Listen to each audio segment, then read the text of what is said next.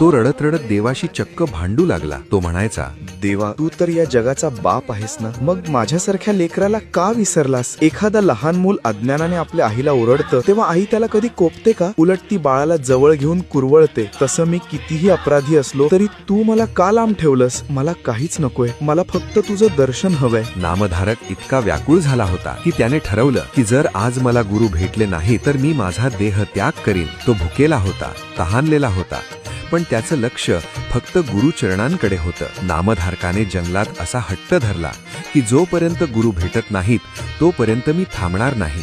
गुरु माझे दत्त दिगंबर,